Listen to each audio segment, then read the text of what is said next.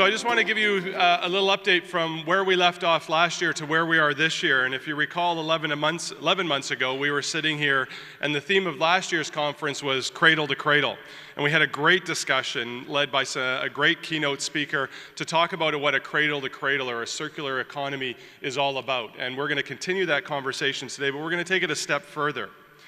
We're going to look at key considerations about how we connect and have a collaborative effort, and that we can do things together to make a big change.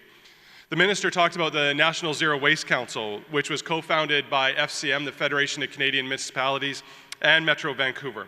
And we launched it at last year's conference.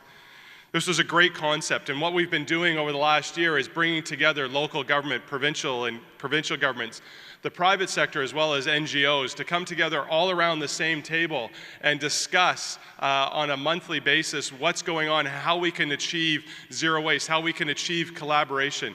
And I do have to compliment our host today, Mayor Brody, or Director Brody, on the work that he has done. Because I tell you that we do this all over technology. So everybody's all across the country. We're using technology to video conference everybody in. And Malcolm has just done a phenomenal job. Our staff at Metro Vancouver have done an absolutely incredible job driving this and bringing this group together. In fact, if we could give them just a huge round of applause, because this is taking this discussion to a national stage.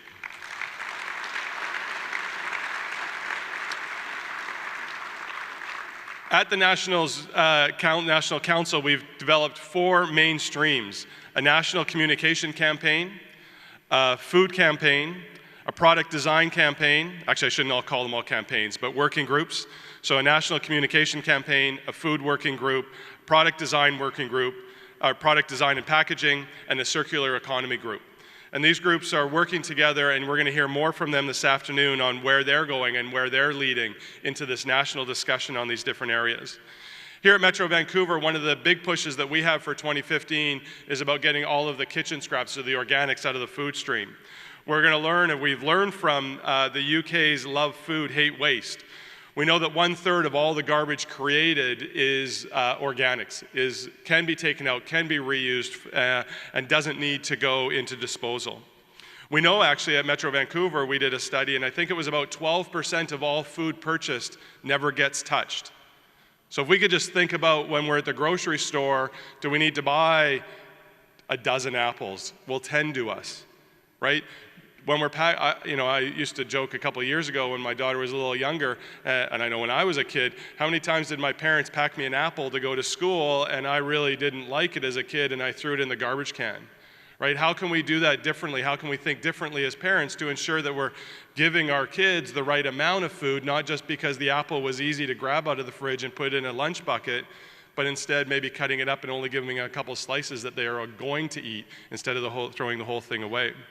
So we're going to talk more about our Love Food, Hate Waste campaign that we're launching at Metro Vancouver as we bring forward. Some of the other initiatives that we're doing at Metro Vancouver is we will have a clean wood disposal ban in 2015, following extensive public engagement on how we can ban clean wood from going into the garbage stream so that we can ensure that that gets used properly afterwards. I just talked about our organics ban, which will be one of the largest organics bans in this country, from not just single family, which we've already done and accomplished, and all of our municipalities are doing a phenomenal job separating, and our residents are doing it, but now taking it to the commercial sector, to the institutional sector to tackle that challenge. And we've done a lot of public consultation, and we have a lot of public consultation coming up, because this is a fundamental change. It's kind of like what the minister talked about with MMBC, with the EPR programs coming in, was a big mind shift for many different producers, but also on how it was collected. This, with the organics ban, is that same way. Of course, we're hoping that we have some approvals with our flow management bylaw 280 so that we can successfully implement these bans within Metro Vancouver as we go forward. And we're expanding, as I talked about with the business and institutional, into multifamily homes. And how do we help and work with and target multifamily homes, not just on the recycling, but also on the organics, because they set up their own set of challenges. So we've got a lot going on over the last 12 months. We have a lot coming up into the future. There's a lot of work to be done, but I am so grateful again that you've decided to spend a day here, because really last year when I was up here, I talked about that we were the 1%. We are the recycling. We are the zero waste champions in this room.